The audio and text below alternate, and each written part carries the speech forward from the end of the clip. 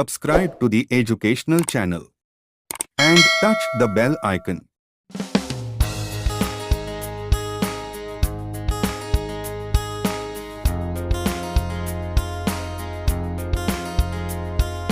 High friends, welcome to my YouTube channel. दोस्तों, पिछले video में हमने 3 भाषाओं में सरल वर्तमान काल सीखा था। Let's start with the next element of today. The element of today is present continuous tense. ये भी हम 3 भाषाओं से सीखने वाले हैं। Why do we use the present continuous tense? आपण चालू वर्तमान काळाचा उपयोग का करत असतो? तर मित्रांनो, त्याचे जी काही नियम आहेत ते नियम सुद्धा आपण बघणार आहोत। त्यातला पहिला जो नियम आहे, to indicate that an action is in progress. इसका मतलब हुआ यह दिखाने के लिए कि कोई कार्य प्रगति पर है, क्रिया चालू आहे हे दर्शवण्यासाठी। चलिए कुछ उदाहरण लेते हैं। First example, Rohit is playing football. Second example, Seema is singing a song. दूसरा नियम लेते हैं। वाक्यों में now, at present, still now, nowadays, right now, at the moment, this morning, currently, this evening, यदि इस प्रकार के शब्द हो तो वाक्य का काल प्रेजेंट कंटिन्यूअस होता है। चलिए कुछ उदाहरण लेते हैं। First sentence is, she is writing a letter now. Second sentence, at present, he is completing his homework. अगला नियम है, चालू वर्तमान काल का प्रयोग निकट भविष्य में किए जाने वाले कार्यों को दर्शाने के लिए किया जाता है।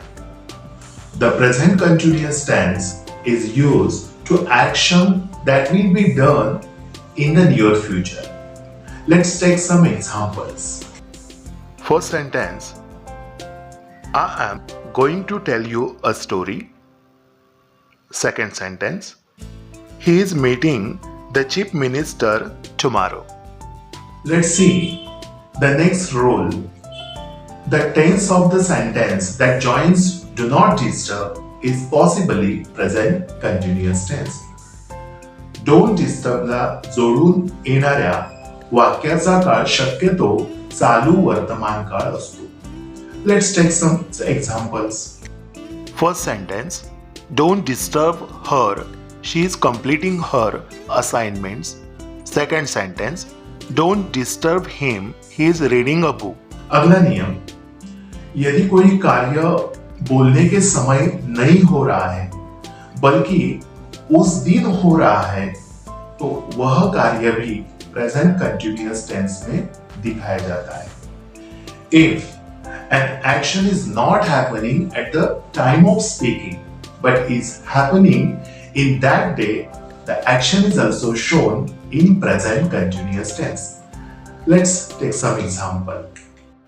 She is teaching in a school. Second sentence, he is working in a factory. Next rule is, gradual change is indicated by present continuous tense.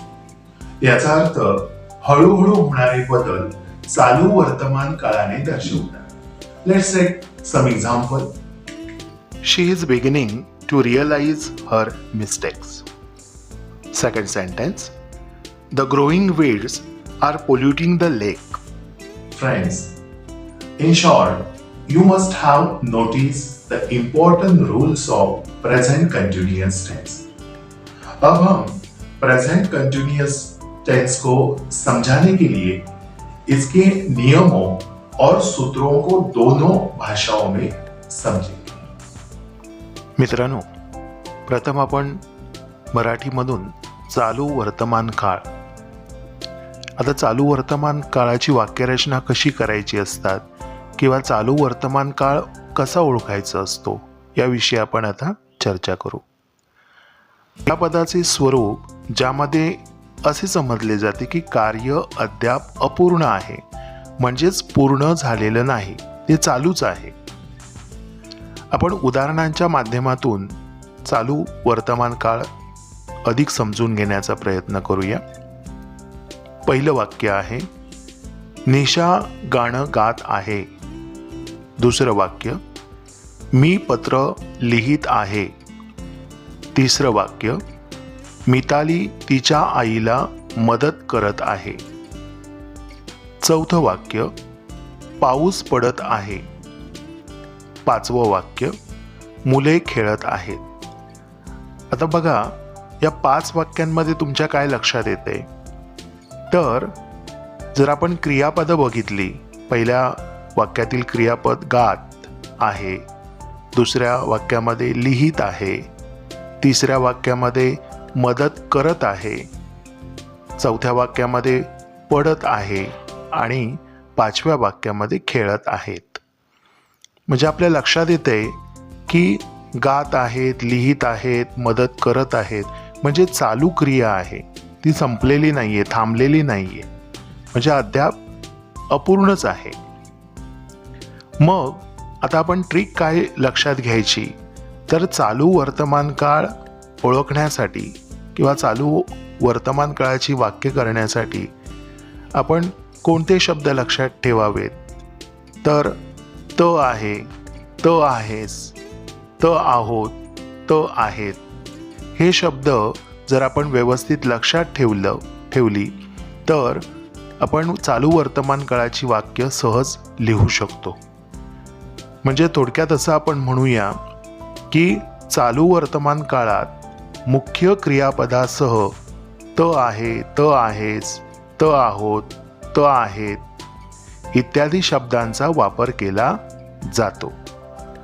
आता आपण अधिक समजून घेण्यासाठी म्हणजे दुसऱ्या काळातली वाक्य घेऊन ती चालू वर्तमान काळामध्ये बनविण्याचा प्रयत्न करूया. बघा, गौतमने निबंध लिहिला असावा. आता लिहिला असावा याचा अर्थ हा जो काळ आहे तो पूर्ण भविष्य काळाचा आहे. मग आता हेच वाक्य आपल्याला चालू वर्तमान काळामध्ये करायचंय.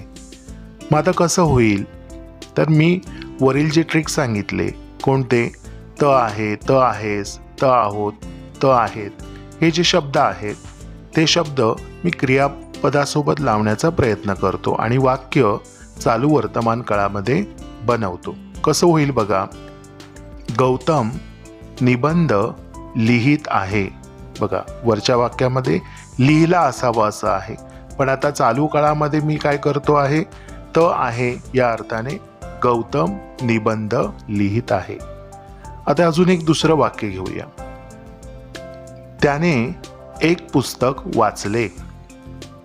आता हे जे वाक्य आहे त्याचा काळ आहे साधा भूतकाळ, वाचले.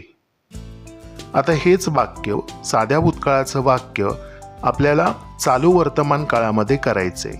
मग मी कसं करणार? तर वरील जी ट्रिक आहेत, शब्द आहेत, त्यांचा वापर करून मी हे वाक्य बनवण्याचा प्रयत्न करतो. बघा, तो पुस्तक वाचत आहे. बघा काय केलं, वरच्या वाक्यामध्ये वाचले असं झालेलं आहे, पण मी इथे चालू वर्तमान काळामध्ये काय वाक्य केलं, तो एक पुस्तक वाचत आहे. तिसरं एक उदाहरण बघू. आईने दूध गरम केले.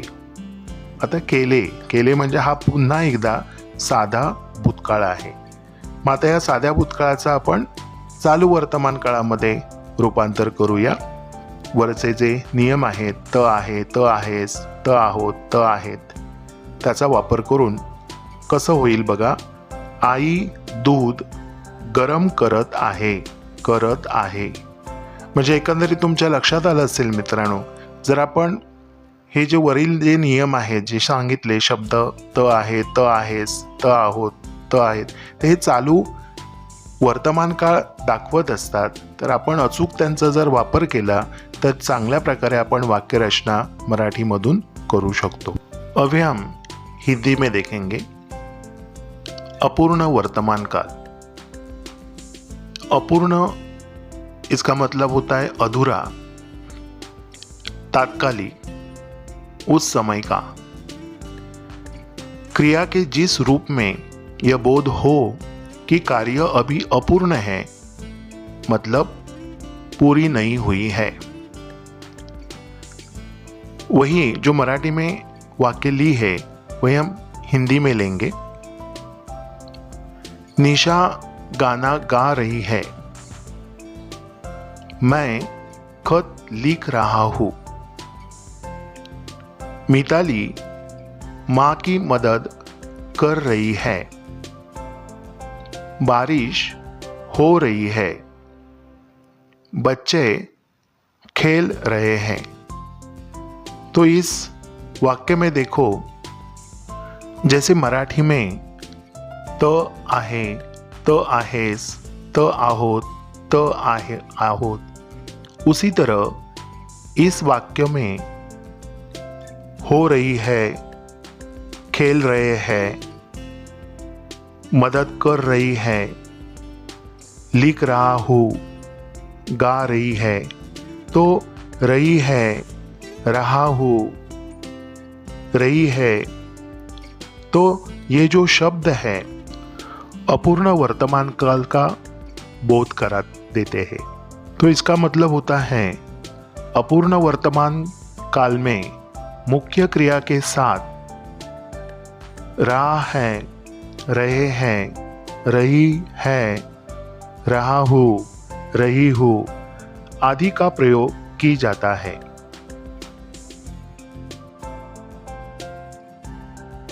ये हम जैसे मराठी में दूसरे काल के वाक्य लेकर अपूर्ण काल में वाक्य किए हैं, उसी तरह यहाँ पर जो मराठी में वाक्य है वही लेंगे।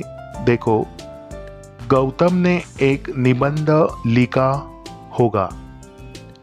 तो यहाँ देखो, लिखा होगा इसका मतलब ये पूर्ण भविष्य काल है, तो उसको हमें अपूर्ण वर्तमान काल में बनाना है। तो ये वाक्य कैसा होगा? तो गौतम एक निबंध लिख रहा है। तो देखो, रहा है इसका मतलब अपूर्ण वर्तमान काल है। दूसरा वाक्य लेंगे, उसने एक किताब पढ़ी। उसने एक किताब पढ़ी। किताब पढ़ी का मतलब क्या हुआ? ये सामान्य भूतकाल है। तो सामान्य भूतकाल का हमें अपूर्ण वर्तमान काल में उसका परिवर्तन करना है। तो कैसा हो जाएगा? तो हमें ये जो शब्द है, रहा है, रहे हैं, रही है, रही हूँ, उनमें से जो शब्द है वो लेना पड़ेगा। तो कैसा वाक्य होगा? वह एक किताब पढ़ रहा है। तीसरा वाक्य लेंगे, मां ने दूध गर्म किया। यह भी सामान्य भूतकाल का वाक्य है, तो उसे हम अपूर्ण वर्तमान काल में बनाएंगे। मां दूध गर्म कर रही है। देखो, रही है। इसी प्रकार दोस्तों, यदि आप अपूर्ण वर्तमान काल को समझना चाहते हैं तो आपको उपरोक्त शब्दों को अच्छी तरह से याद रखना होगा। Now we'll learn present continuous tense in English. Another name for present continuous tense is progressive tense, the form of the verb which gives the sense that the work is incompleted. In short, it is not completed. Friends, if you know the correct tense formula, you can make the sentence correct. Here, the present continuous tense formula is S plus to be, am is are, plus V4 plus O. Friends, here you are expected to know the forms of to be. If you watch this video, you will understand what is to be form in details. Below is the link of that video. Also put this link in the description box so that you can easily watch it. In short, here I tell to be form, present tense, am, is, are, past tense, was, were, future tense, will be, shall be. Now let's try to make sentences through the formula. निशा गाणं गात आहे.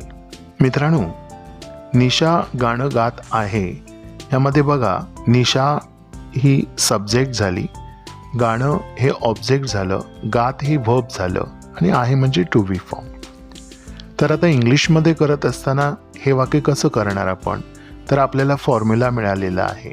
We got the formula. काय आहे formula? S plus to be plus V4 plus ओ.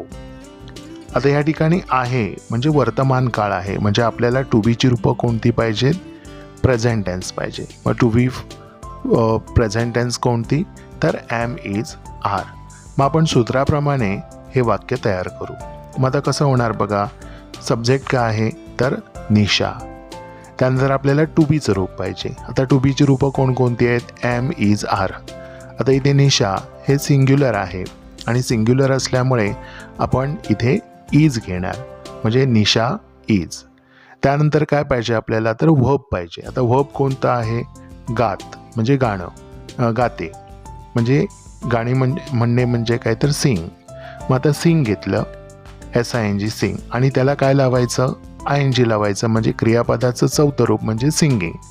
मग कसं होणार? निशा is singing a song. दुसरं एक वाक्य बघू. मी एक पत्र लिहित आहे. सेम फॉर्म्युला मधून आपण घेऊया. या ठिकाणी मी हा सब्जेक्ट झाला, त्यानंतर पत्र हे ऑब्जेक्ट झालं, लिहित हे वर्ब झालं आणि आहे म्हणजे टू बी फॉर्म सांगितलं. तर आता फॉर्म्युला तोच आहे. आपल्याला एस मिळाला, ओ मिळाला, व्ही मिळाला. म्हणजे आता हे आपण त्या सूत्रामध्ये टाकू. मग काय होईल बघा, मी म्हणजे आय, म्हणजे आय झालं. त्यानंतर टू बीचं रूप आपण एम घेणार, म्हणजे आय एम. त्यानंतर क्रियापद आहे लिहिणे, लिहिणे म्हणजे राईट, आणि राईटला काय लावायचं आपण? ING, म्हणजे चौथं रूप म्हणजे रायटिंग झालं. I am writing. आणि लेटर आहे एक पत्र म्हणजे a letter. I am writing a letter. अजून एक वाक्य घेऊया. मिताली आईला मदत करत आहे. आता इथे सुद्धा लक्षात आलं असेल तुमच्या बघा, मिताली हा सब्जेक्ट झाला, त्यानंतर मदत करणे म्हणजे हे वर्ब झालं. कोणाला करते तर आईला करते, ऑब्जेक्ट झालं. मग आता वाक्य कसं होणार? Mitali is helping mother. चौथं वाक्य घेऊया. पाऊस पडत आहे. आता या ठिकाणी raining is raining, this is wrong असं नाही म्हणायचं, धिस इज रॉंग आहे. तर ही वाक्यरचना करताना कशी करायची? तर इट इज रेनिंग. अजून एक वाक्य घेऊ. मुले खेळत आहेत. आता यामध्ये मग सुद्धा बघा, मुले ही सब्जेक्ट झाली, खेळत हे वर्ब झालेलं आहे. मग कसं वाक्य होणार? फॉर्म्युलाप्रमाणे children are playing. I think you understood better because of formula. Now we take some examples to understand more. Gautam will have written an essay. So this sentence tense is future perfect tense. Now we have to transfer this sentence into present continuous tense. So by using formula we transfer this sentence into present continuous tense. Gautam is writing an essay. Second sentence, he read a book. So let's change the sentence he read a book from simple to present continuous tense. Present continuous tense, he is reading a book. Third sentence, mother heated milk. Let's change the sentence mother heated milk from simple to present continuous tense. Present continuous tense, mother is heating milk. Friends, in today's video Ideas have been given how to identify the present continuous tense in all three languages and how to construct sentences through tricks. आशा है आप इन्हें अच्छे समझकर दिए गए 2 वाक्यों को हल करेंगे और उत्तर कमेंट बॉक्स में भेजेंगे। अगर आपको कोई बात समझ में न आई तो अपने सुझाव कमेंट बॉक्स में लिखना ना भूलें। Thank you.